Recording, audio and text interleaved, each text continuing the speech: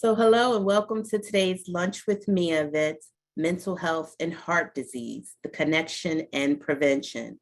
My name is Kiana Walton, and I'll be the moderator for today's event. February is America Heart Month, so we decided to focus on two important health topics. Many people are facing different problems with heart disease and mental health. So we want to show the connection and learn ways to prevent or manage your health condition.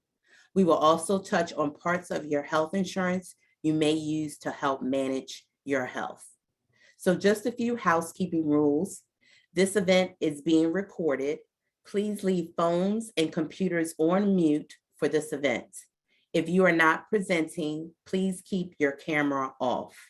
If you have questions for today's speakers, please use the chat box and make sure your questions are sent to everyone and not the speaker or host, and we will save the questions for the end. We are glad to have our guest speaker for today's webinar, Joseph Janisa, and the third, who is the Community Engagement Core Co-Director for Johns Hopkins University Alacrity Center for Health and Longevity and Mental Illness. Joseph has over 20 years of experience in chronic disease. So we would like to welcome him here today to speak to us about the connection, heart disease, and mental health.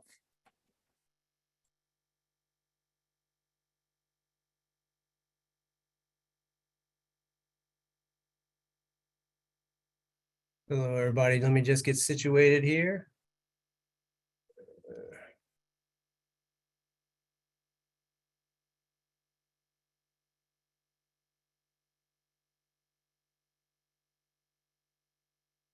Let's see, PowerPoint. All right, let me see here.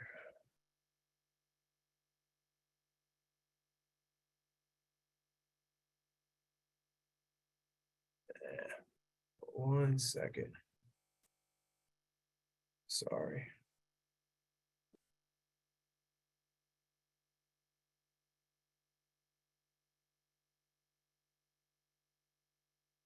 Not allowing me to go to my full screen. That looks good. I can see it. Yeah, but I don't have my notes available. That's a problem. Hold on 1 second. Let me just do something real quick.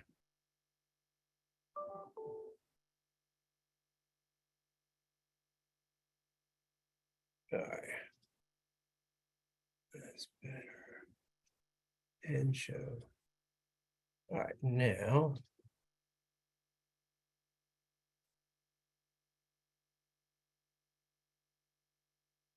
All right. So PowerPoint.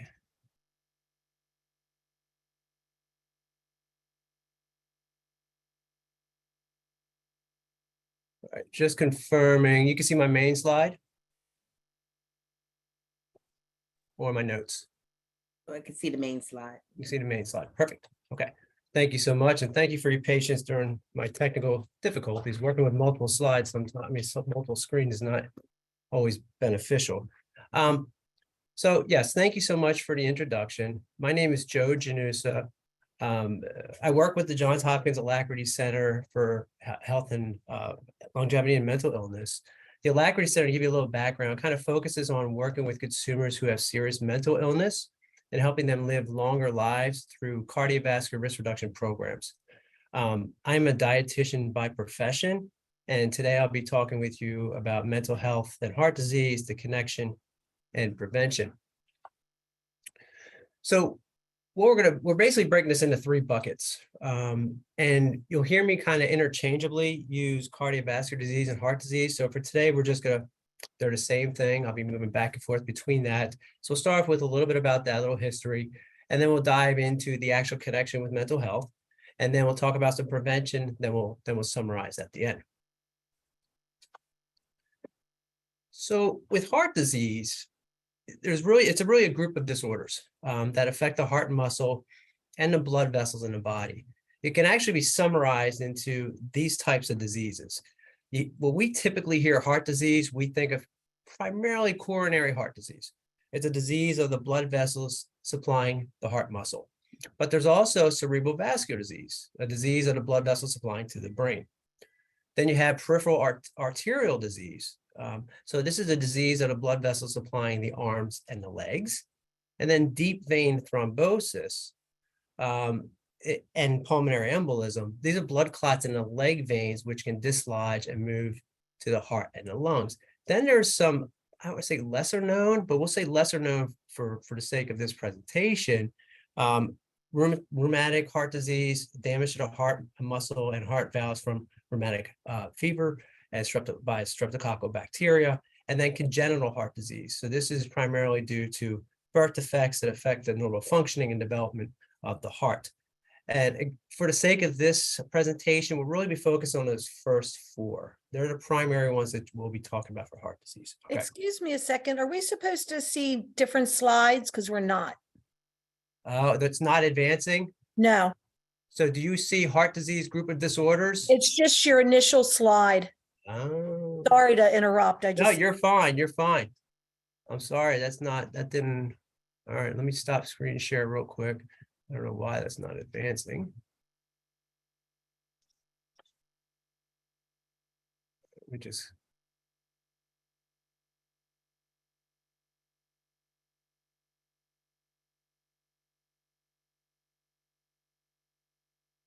Close this down real quick.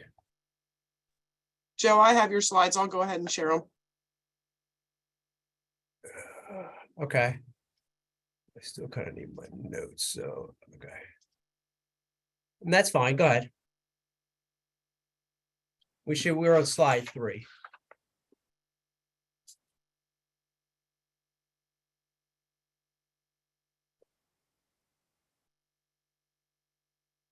Yeah, the next slide, actually.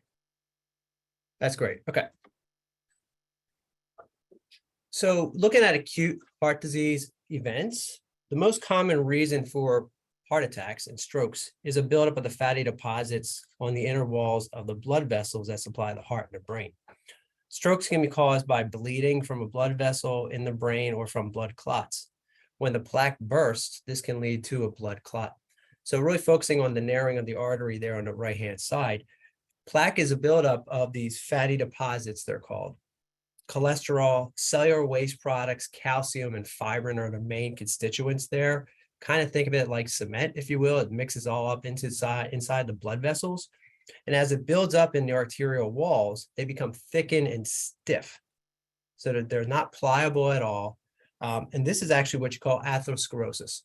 So a firming of the blood vessel, if you will. Atherosclerosis is very slow and progressive. So this does not happen overnight. In the research literature, this literally starts happening as soon as we start living to some degree. But as you get older in life, you're going to have certain levels of lipid deposits as part of the natural process of aging. Next slide, please.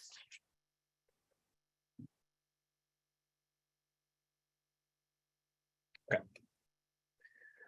So there's no new risk factors out there. I mean, we still have our main 5 buckets here of risk factors. Just want to kind of go through these for a few minutes. You know, overweight and obesity is really kind of, I don't want to say stolen the spotlight over the past, say, 15 to 20 years, but it kind of has. It's what you see more and more in the news. Compared to those individuals who are normal weight, people who are overweight or obese are at increased risk of those things, of diabetes, of high blood pressure, of high cholesterol. And also low healthy cholesterol is a contributor to that when you have obesity. In the United States, nearly 74% of adults are overweight or obese. You know, in the latest tracking, there's no sense that this is going to slow down anytime soon.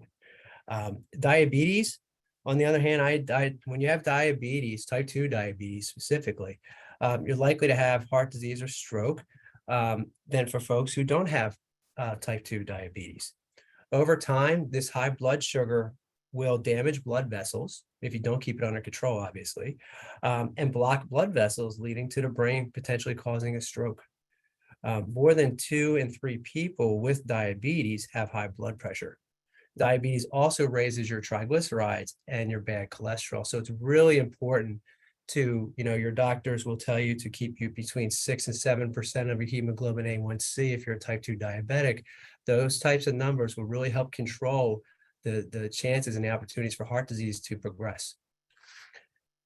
Looking at high blood pressure, this is the leading cause of heart disease and stroke.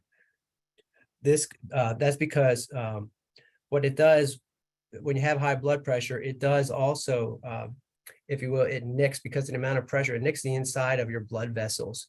So it causes inflammation when you have high blood pressure. And when you have high blood pressure causing that inflammation, that's where you're more susceptible to have plaque buildup. So it's very important to also keep your blood pressure very well under control, whether it's diet, exercise, medication adherence, and so forth. With dyslipidemia, which is high cholesterol, high bad cholesterol is really what we're focused on here. And high bad cholesterol, if you want to think about it, are like the building blocks in the plaque as well. So it's very important to keep your bad cholesterol at very controlled levels. So if you're on a lipid controlling medication, very important medication to take your medication adherence very seriously. But excess cholesterol, if it gets really high, and you're somebody who maybe doesn't take your medication as prescribed, can actually limit the blood flow to your body. So not just the heart, the brain, the kidneys, and other organs, even the legs, as we spoke to in the first screen, peripheral arterial disease. Tobacco smoking, when you look at data now with tobacco smoking, depending where you're looking, you'll see between 11 and 14% of the general population that smoke. Folks who have serious mental illness, it's still around 40%. But smoking is really a major cause of heart disease. It causes actually 1 in every 4 deaths from cardiovascular disease. But it can also do a litany of other issues in your body. So it's not just that it causes heart disease or people think it's related to cancer, but it raises your triglycerides. It can lower your healthy cholesterol.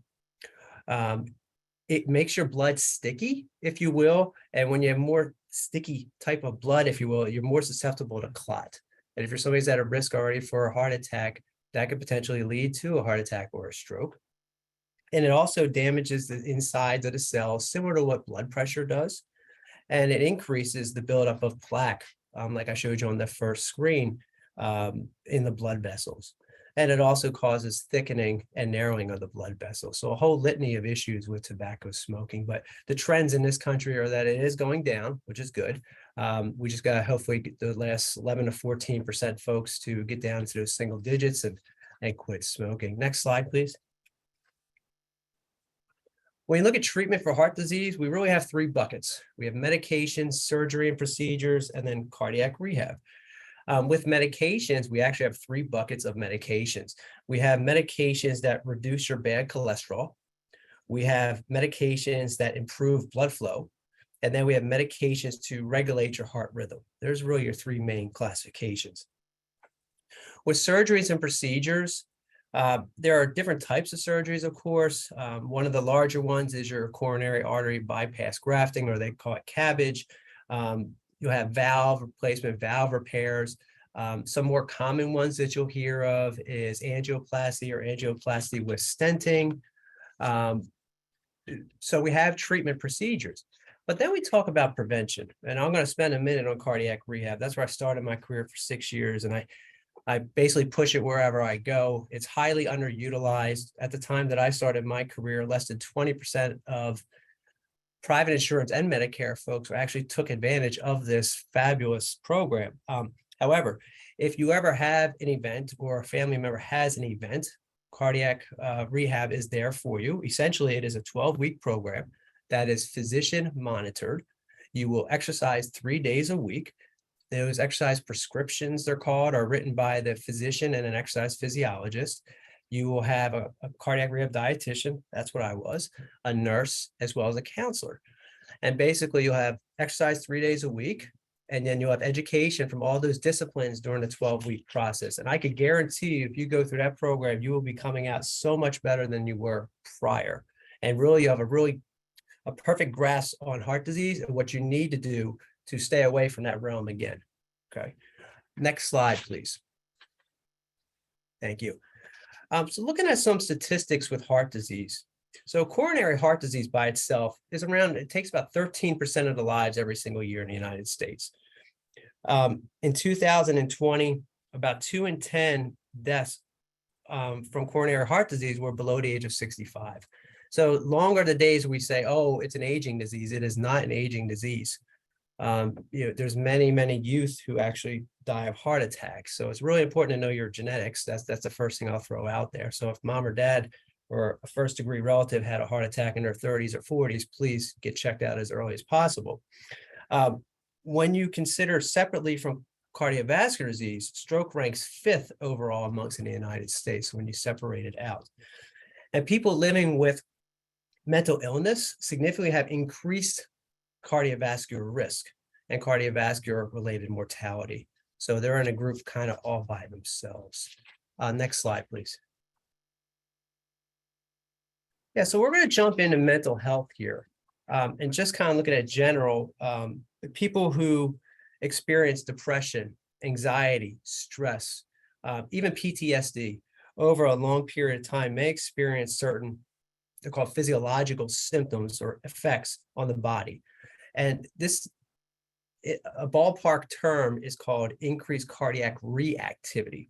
This is when you'll see like heart rate go up, blood pressure go up, reduced blood flow to the heart, and heightened levels of cortisol, which is a stress hormone. So they're all kind of put into a bucket called cardiac reactivity. Over time, these physiological effects can lead to calcium buildup in the arteries, such as we saw in that second slide, way back with the plaque buildup, metabolic disease, and even heart disease. Some antipsychotic medications are also associated with weight gain and increased heart disease risk. So it's always important to talk to your providers prior to getting on medications. Next slide, please. So just to focus and single out depression here for a little bit, broad definition, depression is a mood disorder that causes persistent feelings of sadness and loss of interest, also called major depressive disorder or clinical depression. It certainly affects how you feel, think, and behave, and can lead to a variety of other emotional and physical problems. Some of the more common symptoms there are on the screen: sadness, emptiness, irritability. But there are also other areas that we don't typically think of depression, but that could be a symptom of depression. Angry outburst, irritability, or frustration, even over like the smallest matters. You'll certainly potentially could see anxiety, agitation, or restlessness, unexplained physical problems such as back pain or headaches. So depression is not the same for everybody, is what I'm trying to get to. And there's a wide gamut of symptoms for depression. Next slide, please. So a little bit more on depression. It's reported in 7% of Americans ages 18 and older. We tend to typically underreport in this country, so the number is likely probably higher than that. However, when you separate heart disease out, post-heart attack patients, it's much higher. And this is quite staggering. And this is, research is a little dated here, so it might be much higher than that now. But depression has actually become such a risk factor for heart disease that the American Heart Association has recommended that all cardiac patients be screened for depression. This has like been hammered home, and this is a big thing because they're actually offering therapy referrals in cardiac offices now, if you go see your cardiologist. Anyways, people with depression who are recovering from a heart attack have a lower chance of recovery, higher risk of death than people without depression. In depressed heart attack patients, you see decreased motivation to follow healthy daily routines, such as a healthier diet, exercise, potentially skipping heart medications, important heart medications, continuing to intensify smoking or drinking habits. So there could be some potential real lethal issues if they're not treated for their depression.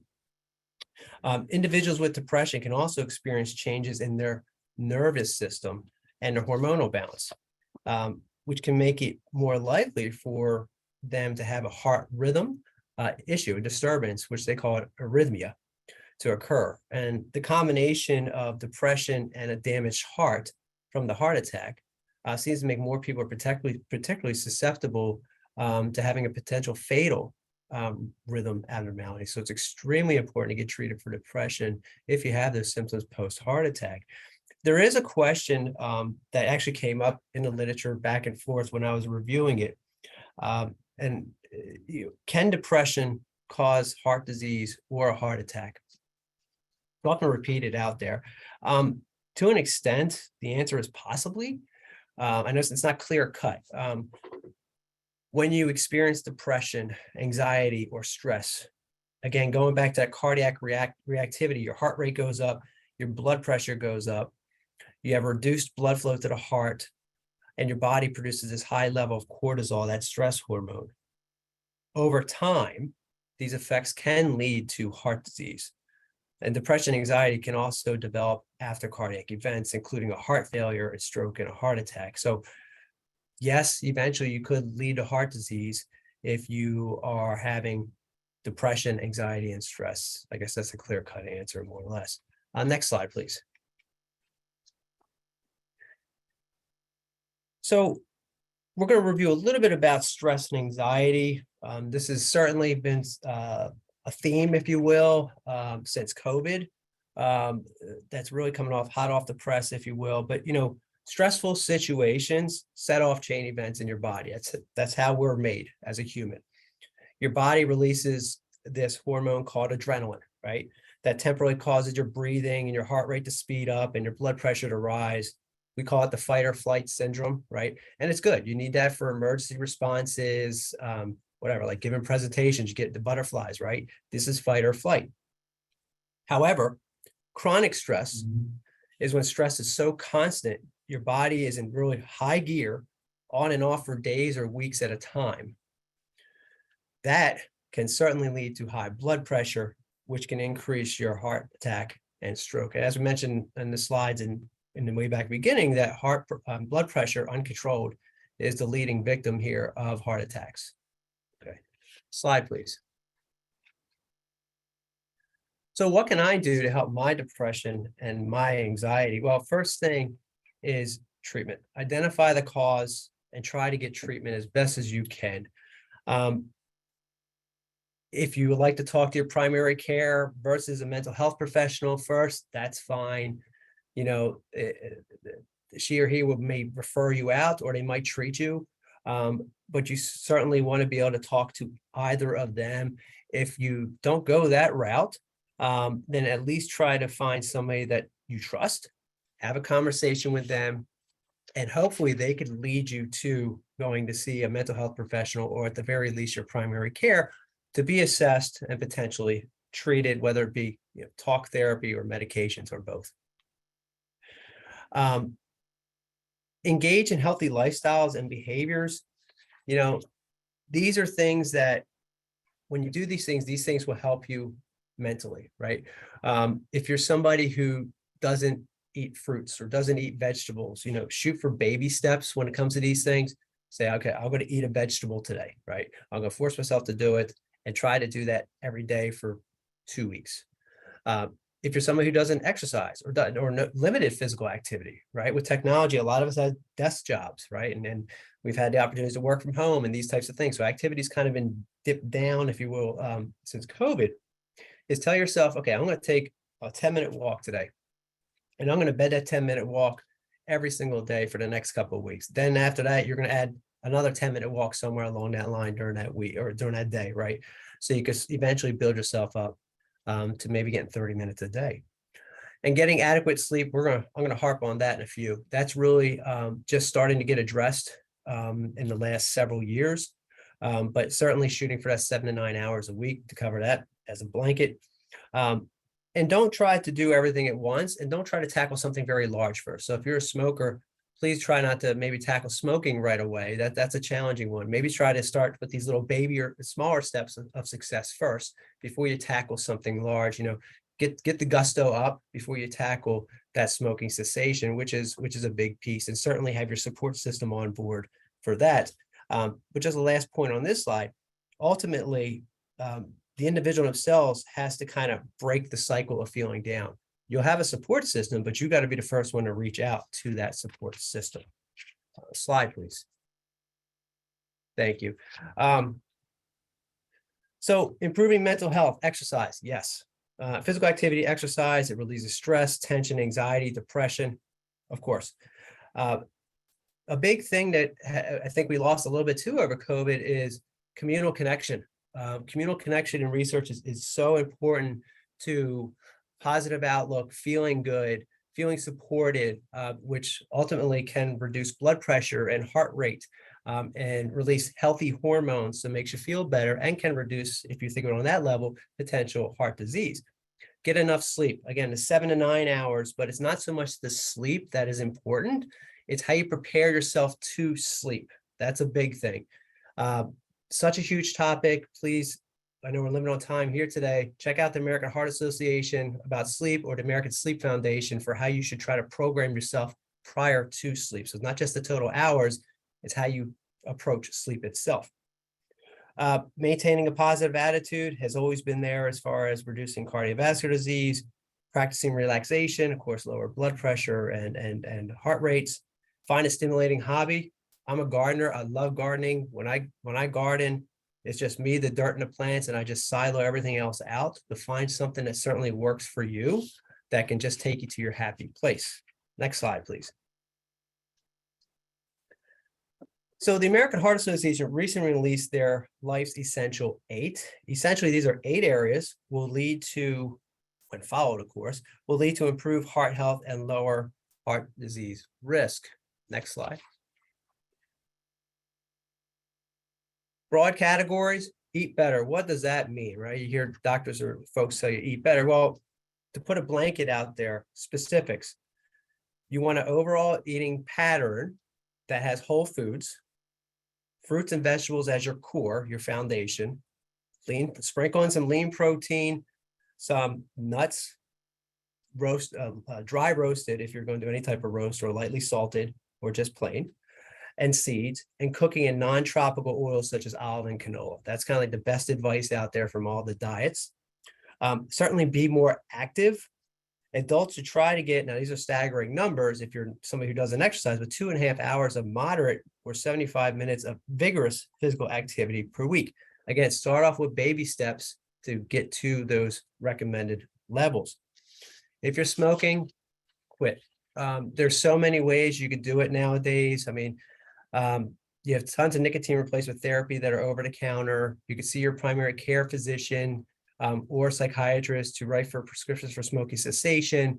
Therapists are trained now in smoking cessation behavioral therapy. So there's certainly, you have the support out there to do it nowadays. Get healthy sleep. I mentioned the 7 to 9 hours and how to approach sleep. Sleep resets you, okay? It promotes healing, it improves brain function, and reduces the risk for chronic diseases. So sleep is kind of like, with diet, it's kind of like edging as far as like number one in my book. Manage weight. If you're overweight, you can still be overweight and be very healthy. But if you're overweight and doctors want you to lose weight and what have you, focus on maybe losing a small amount of weight so you feel a little bit better, incorporating some little more exercise, a little bit more on the diet end, so you can get down to a healthier level. As you lose weight, typically blood pressure and cholesterol and your diabetes will improve. And control cholesterol.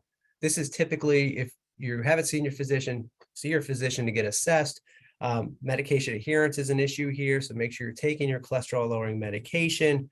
And same thing with blood sugar. If you're a type 2 diabetic, make sure that you are taking your medications as prescribed, and make sure that you are seeing your physician at least twice a year. I'm assuming they're drawing your hemoglobin A1C at least twice a year.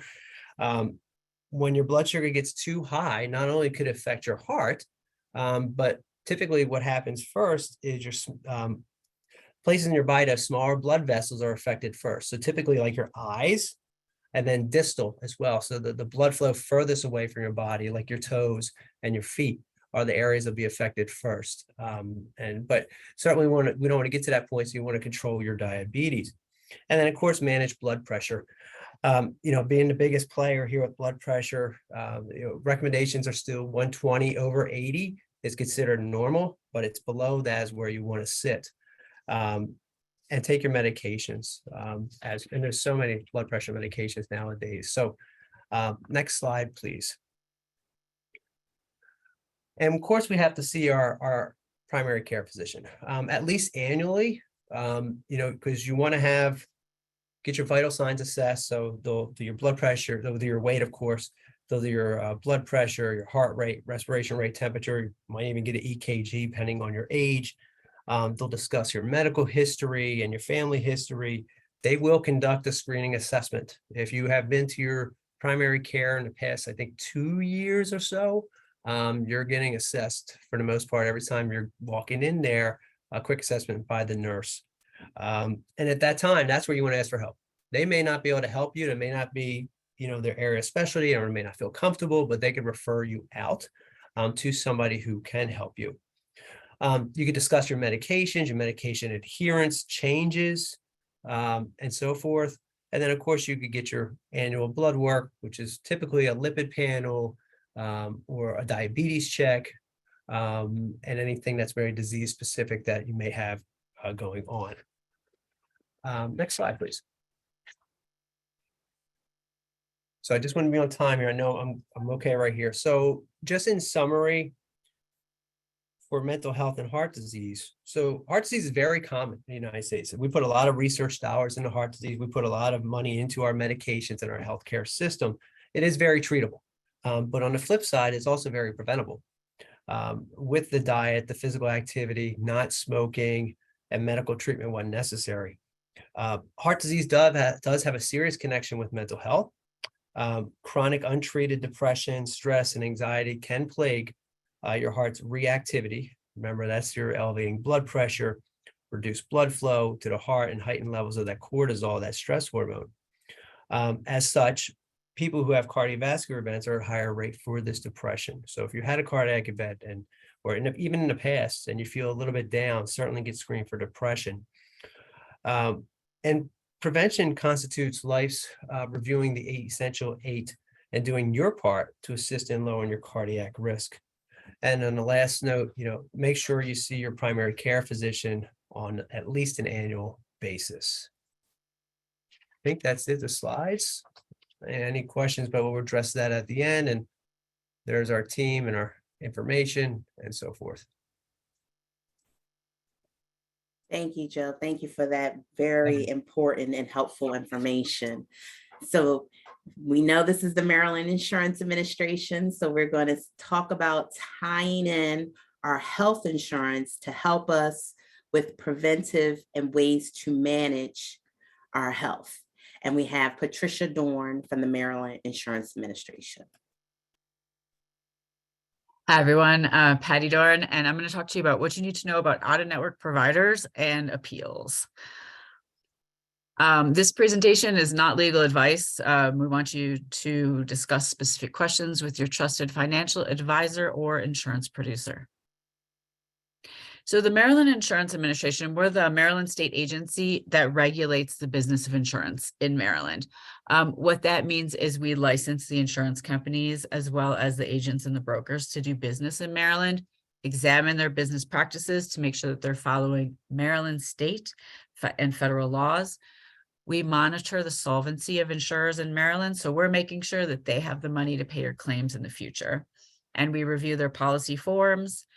We review the insurance rates to ensure that they're not inadequate. These insurance companies need to be collecting enough money to pay claims in the future, but that they're not excessive or unfairly discriminatory. And we are the entity that investigates consumers, so your complaints about an insurance company or about an agent or a broker. On that previous slide, there is a link to a YouTube video, and we have tons of YouTube videos. That's just an FYI. All right, so let me get started. In-network versus out-of-network. So your health insurer has contracts to pay set amounts for certain services with certain healthcare providers, and that's the provider network. Okay, so a contract to pay a certain amount for certain services. These provider networks are made up of doctors and hospitals and other healthcare professionals who have a contract with your insurer. So those are in-network providers. When you use an in-network provider, you generally need to only pay your deductible and then any other applicable copays or coinsurance. You are not billed for the balance from the provider. An out-of-network provider, that's a provider who does not have a contract with your insurer. So sometimes you may not be able to get the healthcare that you need from a provider who's in network, in your insurance company's network. Next slide. So if the in-network provider is, number one, unreasonably far away, does not have an appointment for an unreasonably long time, or is not able to treat your condition, then you still do have options. If those conditions are met, you might be able to see a provider who's out of network. If the conditions are met and your insurer, so your insurance company, approves your request to see an out-of-network provider, your claims will be processed based on your in-network deductible, coinsurance, or copayment. So within your policy, it's likely that it lists an in-network deductible, potentially, as well as an out-of-network. So if your insurer approves your request to go out-of-network, then they should be charging you for the in-network deductible, coinsurance, or copayment. Next slide, please. If you don't receive approval, so if you don't go through the process of asking for approval, then the charges, may not be paid by your insurer at all, or your copay or your coinsurance might be larger than if the services had been provided by an in-network provider. So like I said, your contract might state a certain out-of-network deductible, and if you didn't receive approval through your insurer to go through their process, you might be paying that amount instead of the in-network amount.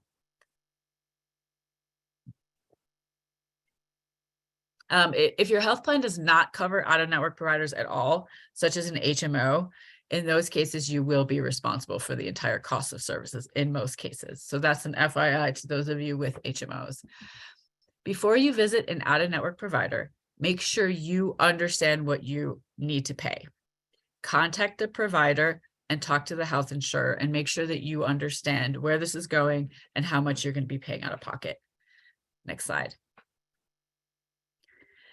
So under Maryland law, your insurance company must approve treatment from the out-of-network provider if you are diagnosed with a condition or a disease that requires specialized healthcare services or medical care, and there is no in-network provider with the professional training and expertise to treat or provide healthcare services for the condition or the disease, or your insurance company cannot provide reasonable access to an in-network provider with the professional training and expertise to treat or provide healthcare services for the condition or disease without unreasonable delay or travel. Okay, so those are the circumstances. And I just want to say here, if you would like these slides, you can send an email and request them. Let me just take 1 second real quick to put my email in the chat. I know it's a lot.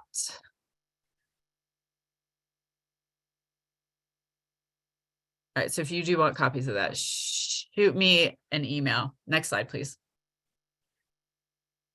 When an out-of-network provider bills you for the difference between their charge and the total amount your insurance company has to pay, this is called balance billing. So let's talk about balance billing for a second. So we talked about getting approval and then only having to pay your in-network deductible and copays, et cetera. But there's another part to this, right? Your insurance company has a contract. So your insurance company has a contract with certain providers and you're going out of network. So you're going to see somebody that they don't have a contract with. Okay. So that means that they can charge more. So maybe they pay $150. Your insurer pays $150 for a certain service, but this out of network provider that you're seeing charges $300. Okay. In many of those cases, even if you're paying the in-network deductible, et cetera, you might be responsible for what is called the balance bill. So that difference between what they're paying and what the out-of-network provider is charging. It's important to ask those questions, and it's important, again, to know what you're going to have to pay. So it's important to keep this in mind that you might experience balance billing when you go out of network for a provider. And hey, I just want to say I am seeing people requesting a copy of this in the chat. If you can shoot me an email to request that copy. Next slide, please. So balance billing can happen when a patient receives covered health services from an out-of-network provider or out-of-network facility like a hospital. The in-network providers, they've agreed with your insurance company to accept a certain amount insurance payment in full. No balance billing. In-network, no balance billing. Out-of-network providers do not have the same agreement with your insurer. Next slide. All right, so if you are approved to see an out-of-network specialist for mental health or substance use disorder services, your health plan must pay the cost of the out-of-network specialist services. Okay, so in this situation, if you are approved to see an out-of-network specialist for mental health or substance use disorder services, then your health plan must pay the costs of the out-of-network specialist services in this situation. Next slide. Your health plan must ensure that the approved out-of-network services are going to cost you no more than you would have paid if you received the services from a provider on the plan's provider panel. This means in this situation, no balance bill. You will still be responsible for in-network cost sharings, deductible, co-payments, co-insurance. Next slide. And this is just some tips. To start the process, you're usually going to use the number on the back, all right? So for the most part, you're going to use that number on the back. There might be a separate number listed for mental health or substance use disorder services. On many cards, there is. Next slide. The insurance company is going to ask you what facility or provider you would like to use for the patient and or what treatment is required. And the insurance company will tell you what documents they need in order to make a determination about coverage. Next slide. As a part of the request for the out-of-network services, you might need to explain why the providers who are in-network are not adequate to provide you with the services that are medically necessary for your treatment. In most cases, the office staff that works for your insurer will research your request. They will confirm the availability or lack of availability of in-network providers and the travel distances. Clinical staff will review requests for medical necessity. Next slide. Your health plan must decide on your request in a timely manner for these mental health and substance use out-of-network requests, usually no more than 2 working days after the plan receives the information. Next slide. If a patient is in imminent danger to self or others, and the determination is made by the patient's physician or psychologist and a member of the medical staff of the facility, the health insurance company cannot deny the first 24 hours of admission based on medical necessity. In this case, you do need to notify the insurer as soon as possible.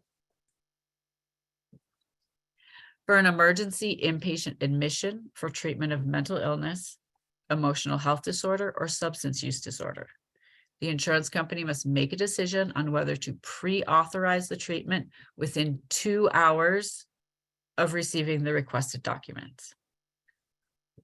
Next slide. The process to request authorization to receive services from an out-of-network provider may vary slightly between commercial health insurance carriers, and that's important. It might vary slightly from one to another, and you must use your company's process.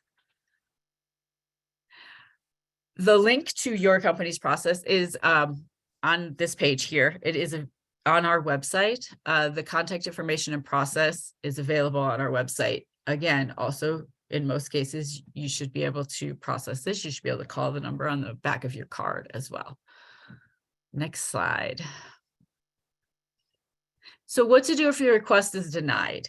Each carrier has specific instructions on what to do if your request is denied as well, and that is also on the website. Your insurer may be able to resolve your issue without filing a formal grievance. So follow the directions for your specific insurer, which will likely direct you to call the number on the back to discuss the situation with a representative and determine if you should move on to the grievance process. You will be asked to complete a form and send an appeal letter with supporting documentation, and you may have 180 days, but this does vary between insurance companies. If your insurance company denies your request in the grievance process, you can call the Maryland Insurance Administration to file a complaint.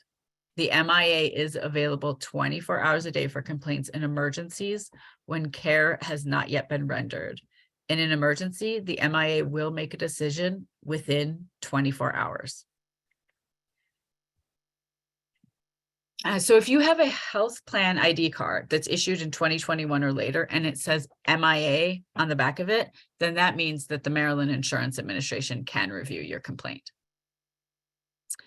Next slide. The MIA cannot address complaints or inquiries involving insurance contracts which are not regulated by the state of Maryland. So this is going to include, self-funded or self-insured plans. I'm going to go back to that in a second. Medical assistance, so Medicaid, Medicare, the Medicare HMOs, the Medicare Advantage plans, Federal Employee Health Benefits Program, the Uniform Services Family Health Plans, and contracts issued and delivered to the policyholder in another state. All right, so in those cases, we cannot address the complaints. With regards to what it means to be self-funded or self-insured plan, that's if, say the company, say you work for a large company, and they are essentially their own insurer. That pool of money, say, you work for someone, a large company, that pool of money belongs to them. And so you are in a self-insured health plan. In those cases, you might not know if you are, you might need to talk to your HR or your representative, but in those cases, we cannot address those complaints. Next slide. If the MIA does not regulate your health insurance plan, we will send the complaint to the agency that does. An insurance company is not allowed to retaliate against you for filing an appeal or a denial with the insurance company or a complaint with the Maryland Insurance Administration. So they cannot hold this against you. Do not be afraid to do so. Next slide. If you want somebody to help you in that process, if you need some handholding, you have questions, or you're just more comfortable working with somebody else, the Health Education and Advocacy Unit of the Office of the Attorney General of Maryland can assist you with filing an appeal or a complaint. And their information is below. There is a toll-free number that you can reach out to them, as well as a 410 Baltimore number. Next slide. If you're not getting the assistance you need fast enough, if it's not being met in a timely manner, you can come to us directly, the Maryland Insurance Administration, and our phone number and our website is below. All right, two more quick things. No Surprises Act. Starting in 2022, a new law went into effect, and this is the Federal No Surprises Act. This is designed to protect you from many types of surprise bills. So what does that mean, surprise billing? Surprise billing happens when a patient received an unexpected bill after you receive care from an out-of-network provider or at an out-of-network facility such as a hospital. So it can happen for both emergency and non-emergency care. Typically, in that situation, the patient doesn't know the provider or facility is out of network until they've received the bill. So some states, including Maryland, have laws or regulations that have protected patients against surprise billing. However, state laws generally don't apply to those self-funded health plans that we mentioned earlier. And most people who get coverage through an employer are in self-insured health plans. So now a new federal law protects consumers in self-insured health plans, as well as consumers in states that do not have their own protections, for surprise billing. Next slide. So what protections are in place? The new federal law protects you from surprise bills for covered emergency out-of-network services, and that includes air ambulance services, but not ground ambulance services, and surprise bills for covered non-emergency services in an in-network facility. So you're at a facility that you thought was in your network, but now you have these other out-of-network situations, and that's what the No Surprises Act is there to assist you with, to make sure that you see a whole lot less of these surprise bills. It also gives you the right to receive a good faith estimate of cost if you are uninsured or you're a self-pay patient of an out-of-network provider. this is the whole presentation in and of itself. This is just a bit of it. For more information, there's 2 links down there. We have ours at insurance.maryland.gov, and cms.gov does as well. They're both great links. Next slide. So if your healthcare provider tells you that a certain service or medication is needed, but your health insurance carrier HMO disagrees, you have the right to appeal that decision. So just real quick, the health appeals process. Denials may include a claim denial, where your carrier or HMO has denied payment for a service or a medication, or an authorization denial, when a medication or treatment requires a referral or prior authorization from your provider, but this authorization has been denied by your insurance carrier or by your HMO. In addition, you can appeal if you were approved for a lower level of care than you requested, if you believe the in-network or approved provider is too far away or the wait is too long. Again, that's kind of circular because that's that's what we've been talking about, but just FYI for the health appeals. Or you need an approval for fewer visits than your provider thinks you need. You think you need more visits, they approved you for 5 or whatever. This is another situation where you can appeal. You are entitled to a written denial unless you or your provider agrees to an alternative care plan.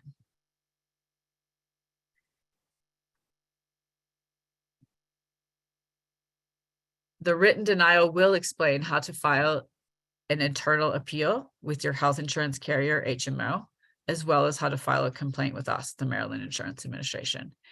If you have questions, you can reach out to us at any time at 1-800-492-6116. This is just our contact slide. It has our social media stuff on it, etc. And with that, I think it's time for the Q&A session. Kiana's back. Thanks, Patty. All right, I just see a few questions in the chat. We're going to go over real quick. Again, I want to thank Joe and Patty for taking time to do the presentation for us today. So let me go back.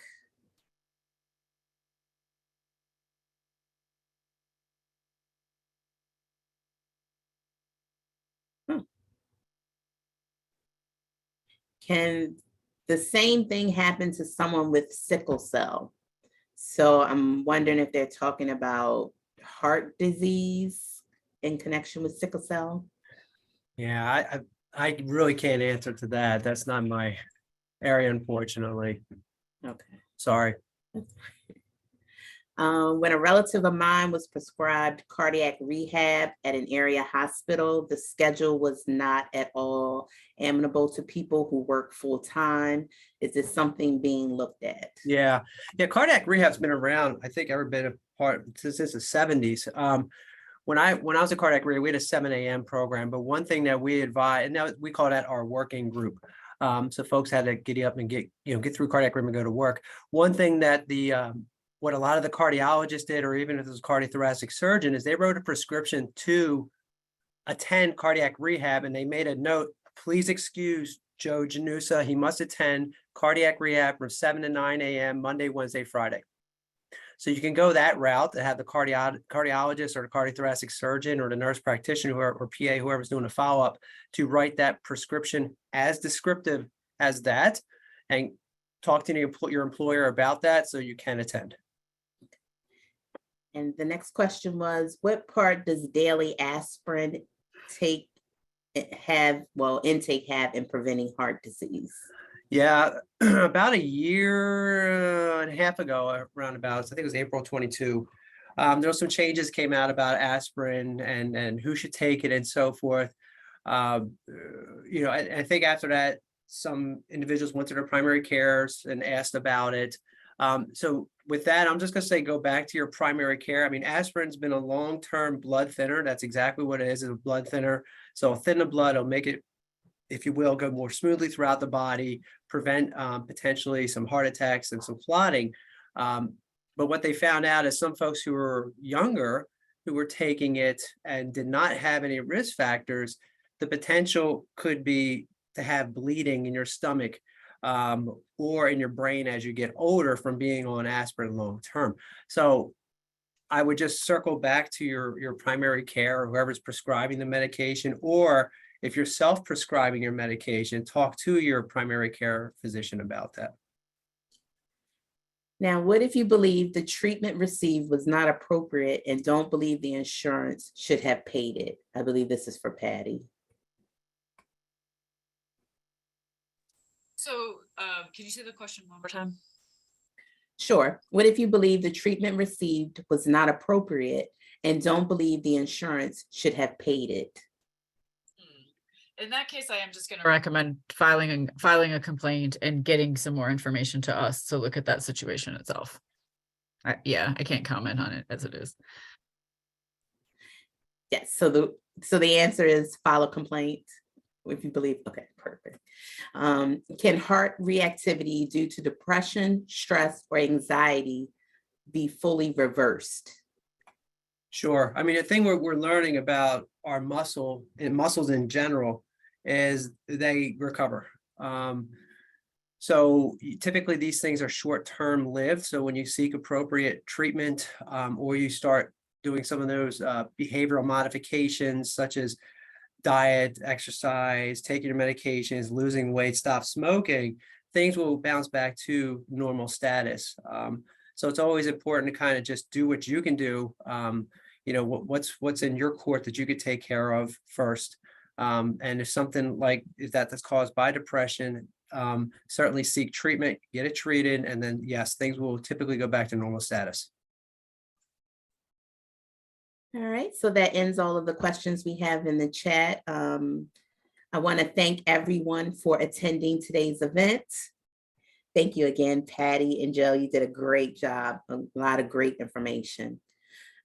Since we have no further questions, we're going to put our survey in the chat box. If everyone could give feedback so that we can know how to improve our webinars, that would be great.